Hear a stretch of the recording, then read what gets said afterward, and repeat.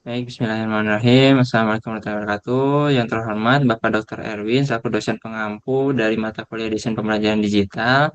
Mohon izin kami dari kelompok 3 mempresentasikan dari proyek yang kami telah rancang, telah buat, di mana untuk proyeknya itu sendiri kami rancang untuk pembelajaran bahasa Inggris di kelas 5. Adapun anggota dari kelompok 3 ini itu beranggotakan 5 orang. Boleh di next teh?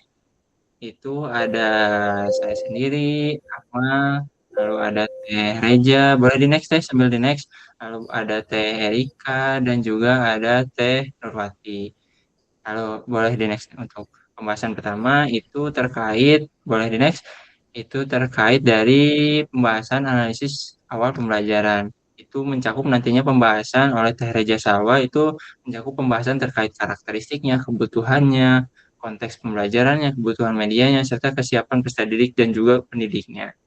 Dan untuk Teh Reja dipersilakan untuk memaparkan dari analisis awal pembelajarannya. Baik, terima kasih Kang Akmal. Izin menyampaikan mengenai analisis kebutuhan eh, pembelajaran digital pada mata pelajaran bahasa Inggris di kelas 5 ini. Yang pertama mengenai analisis karakteristik peserta didik. Nah, eh, peserta didiknya yaitu kelas 5 dengan jumlah siswa 31 orang dengan karakteristik yang heterogen di mana dengan secara umum peserta didik ini telah memiliki kemampuan dasar berbahasa Inggris seperti memahami kosakata sehari-hari dan menggunakan kalimat sederhana dalam konteks kelas. Namun demikian sebagian besar juga peserta didik masih memerlukan contoh kalimat berpola dan serta bimbingan guru dalam menggunakan bahasa Inggris baik secara lisan maupun tertulis. Kemudian analisis yang kedua yakni mengenai kebutuhan belajar peserta didik.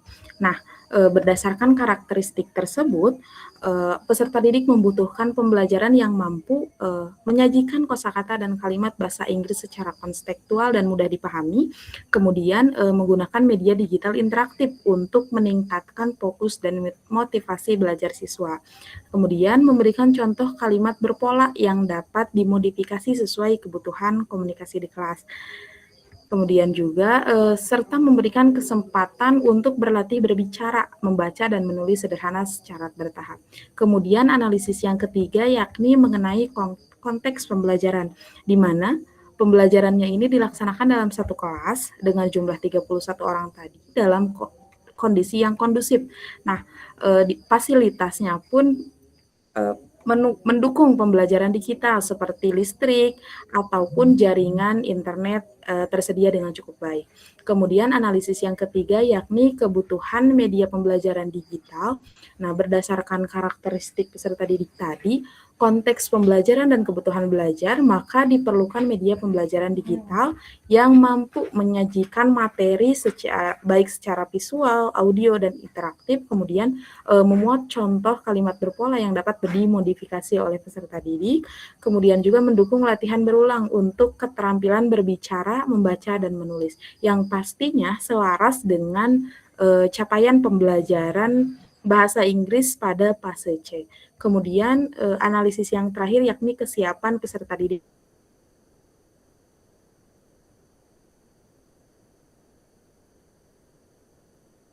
Nah, guru juga memiliki kemampuan dasar dalam mengoperasikan media pembelajaran digital dan siap memfasilitasi pembelajaran berbasis teknologi. Dengan demikian, pembelajaran digital dinilai relevan dan sesuai untuk diterapkan pada pembelajaran bahasa Inggris di kelas 5. Mungkin sekian yang dapat saya sampaikan. Saya kembalikan ke Kang Akmal. Baik, luar biasa penjelasan dari Teh Reja terkait pembahasan analisis dari awal pembelajaran. Nah, untuk pembahasan selanjutnya boleh di next Teh, itu akan disampaikan oleh rekan saya terkait pembahasan, boleh di next Teh sambil next. Nah, itu terkait rancangan awal dari pembelajaran digital. Nah, ini akan disampaikan oleh rekan saya kepada rekan saya yang akan menyampaikan, dipersilakan. Baik, untuk rancangan awal pembelajaran digital ini dirancang untuk 2 jam pembelajaran, yaitu 2 kali 35 menit. Untuk peralatan yang dibutuhkan yaitu smartphone, proyektor, assembler, Zep, dan kartu ER. Boleh di next teh. untuk kegiatan pembelajarannya.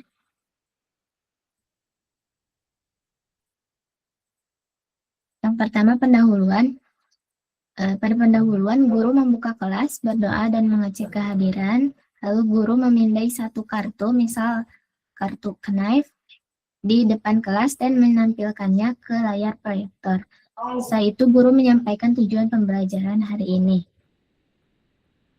Selanjutnya masuk ke kegiatan inti, yang mana terbagi ke dalam 3 tahap, yaitu exploration, elaboration, dan evaluation. Di tahap exploration, peserta didik dalam kelompok menerima set AR cards, lalu peserta didik memindai kartu secara bergantian, mereka mengamati bentuk benda 3D dan membaca teks fungsi yang muncul. Lalu peserta didik mencatat nama benda dan fungsinya, misal knife to cut.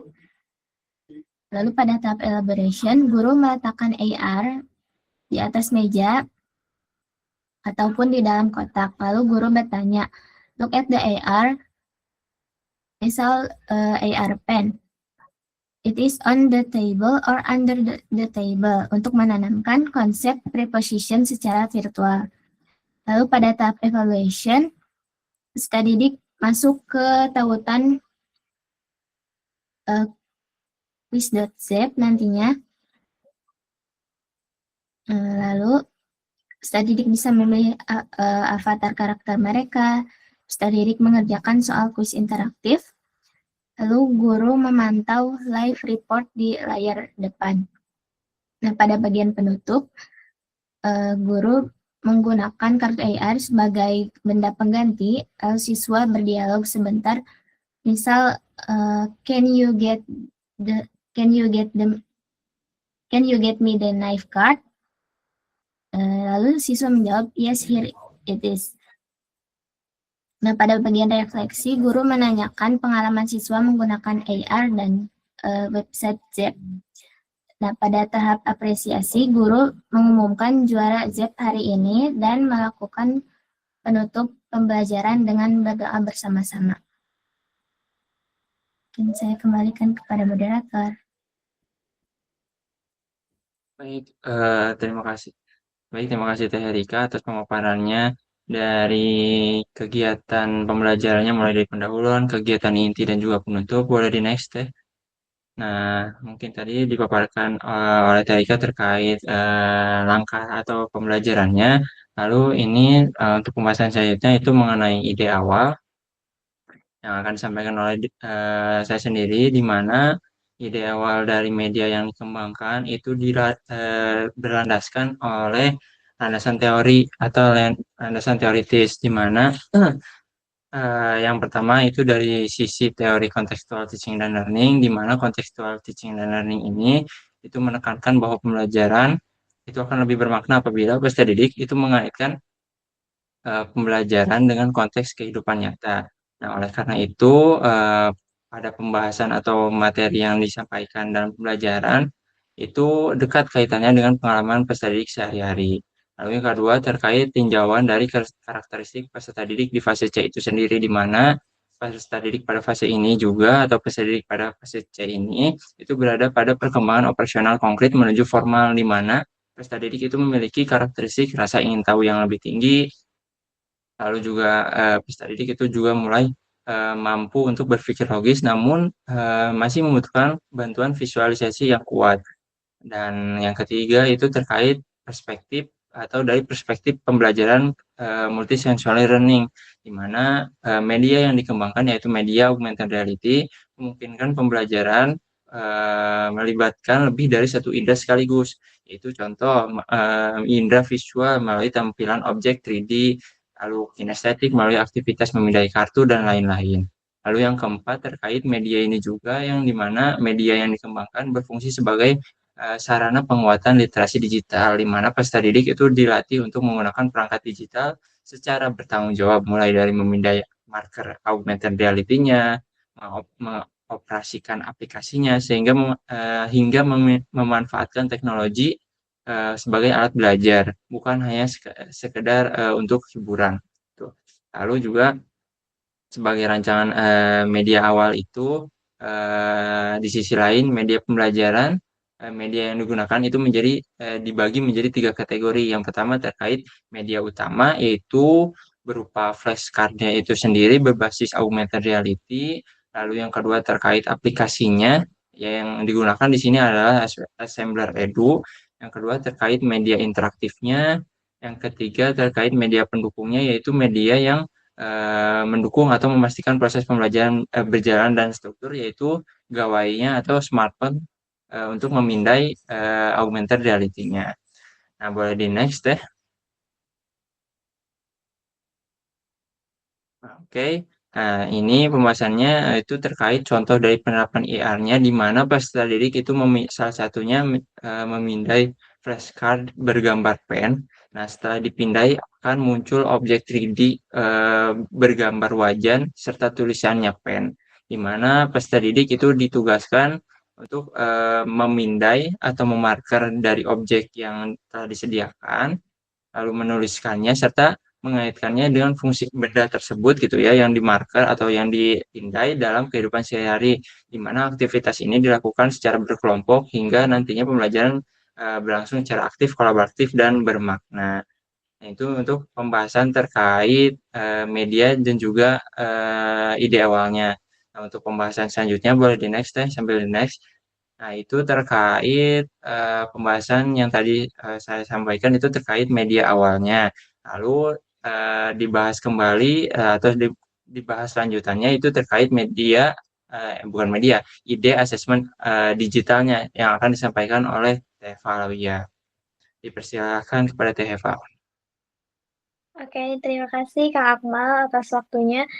Baik, di sini saya akan menjelaskan terkait dari ide asesmen digital, di mana tadi nyambung dari ide media awal, peserta didik masih bersifat contextual teaching learning. Nah, dan juga peserta didik pada fase C ini masih memerlukan media yang interaktif dan juga untuk penguatan literasi digital. Maka ide asesmennya pun nyambung ke tadi ide awal media gitu. Nah, yang pertama itu terkait alur perancangan asesmen, di mana rancangan asesmen digital ini dibuat menggunakan menggunakan web JEP. Kemudian ketika akan membuatnya, guru itu login atau registrasi akun, kemudian masuk ke menu pembuatan ruang yang akan dipilih. Di sana banyak sekali fitur-fitur ruang yang bisa digunakan, kemudian menambahkan soal asesmen. Kemudian bisa juga selain itu, setelah memasukkan asesmen soal, guru juga bisa mengatur terkait dengan durasi, jumlah soal, maupun urutan soal yang bisa disajikan secara acak. Setelah itu baru disimpan dan bisa dipublikasikan kepada anak-anak.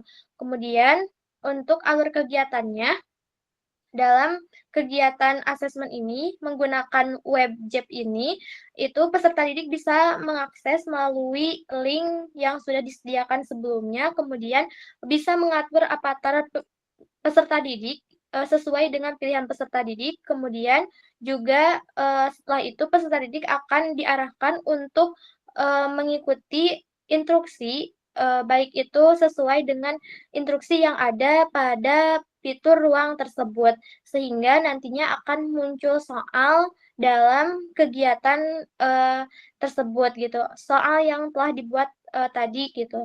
Terus dalam pelaksanaannya, peserta didik juga akan mengerjakan soal secara acak, baik itu melalui pilihan ganda maupun uraian singkat. Nah, setelah itu nanti di akhir pembelajaran peserta didik juga di akhir asesmen peserta didik juga akan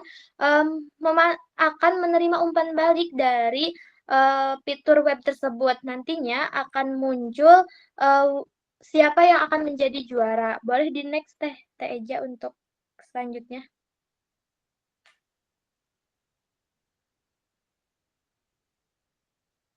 Nah, untuk selanjutnya di asesmen digital ini, nah, yang pertama itu peserta didik diarahkan untuk mengakses link JEP tersebut, kemudian nantinya akan menampilkan soal seperti yang ada di sebelah kanan, kemudian nanti juga setelah menyelesaikan soal, peserta didik akan mendapatkan tampilan siapa yang akan menjadi juara di finishnya. Nah, setelah itu di asesmen ini, dalam pembelajaran bahasa Inggris ini ada 3 asesmen yang digunakan. Yang pertama yaitu asesmen penilaian sikap, memuat beriman dan bertakwa kepada Tuhan Yang Maha Esa, di mana tadi sebelum belajar itu berdoa terlebih dahulu dan di akhir pembelajaran juga berdoa. Jadi ada penilaian terkait asesmen beriman dan bertakwa kepada Tuhan Yang Maha Esa. Kemudian ada kerja sama, keaktifan dan juga tanggung jawab. Kemudian untuk asesmen keterampilan itu dinilai dari pelafalan dalam berdialog bahasa Inggris, kemudian juga kelancaran dalam komunikasi menggunakan bahasa Inggris. Kemudian untuk asesmen pengetahuan, tadi menggunakan link web JEB tersebut, itu tersedia 5 soal, ada PG 2 soal, dan juga uraian singkat sebanyak 3 soal. Mungkin itu yang dapat saya sampaikan terkait asesmen digital. Terima kasih, dikembalikan lagi ke Kang Akmal. Baik, luar biasa penjelasan dari Teh Eva terkait asesmen digital yang sudah dirancang atau dikembangkan. Pembahasan selanjutnya boleh di next, Teh. Itu akan disampaikan oleh presenter atau rekan saya terkait uji coba dan refleksinya. Kepada rekan saya, dipersilakan. Baik, terima kasih kepada moderator. Di sini saya akan menjelaskan proses uji coba dan refleksi pada kegiatan pembelajaran bahasa Inggris menggunakan media AR. Nah, uji coba ini dilaksanakan pada hari Selasa, tanggal 16 Desember tahun 2025 di SDN 4 Sumelap. Nah, penggunaan media digital ini khususnya AR mampu meningkatkan minat belajar dan membantu pemahaman kosakata bahasa Inggris pada peserta didik. Namun, pada kenyataannya, pembelajaran belum bisa berjalan secara optimal dikarenakan keterbatasan perangkat, jaringan internet yang tidak stabil, serta keterbatasan waktu dan kondisi sekolah yang kurang mendukung. Nah, oleh karena itu, diperlukan persiapan teknis dan penjadwalan yang lebih matang, serta pemilihan media dan asesmen digital yang sesuai dengan kondisi peserta didik. Jadi, dalam pemilihan media asesmen digital, itu harus dipikirkan dengan matang. Jadi, nanti dalam pembelajarannya itu bisa lebih efektif. Seperti itu, saya kembalikan lagi ke moderator. Terima kasih kepada Teh Nurwati atas pemaparannya terkait uji coba dan refleksi. Jadi berdasarkan pemaparan yang tadi telah disampaikan, mulai dari awal itu analisis, lalu tadi tahapan pembelajarannya, idenya, analisisnya, serta tadi disampaikan terakhir oleh Teh Nurwati, dapat disimpulkan bahwasanya apa uji coba ataupun proyek yang kami telah lakukan pada materi kosakata bahasa Inggris di kelas C atau di fase C kelas 5 itu berdasarkan hasil dari analisis, di mana hasil dari analisis itu kami kembangkan mulai dari pemilihan metode pembelajarannya, medianya, analisis asesmennya, dan lain-lain, di mana media yang dipakai itu augmented reality dan juga pembelajaran ataupun asesmennya itu berbasis digital. Rancangan dengan demikian pemaparan yang bisa kami kelompok 3 sampaikan terkait proyek yang telah dilakukan. Terima kasih atas perhatiannya. Billahi taufiq wal hidayah. Wassalamualaikum warahmatullahi wabarakatuh.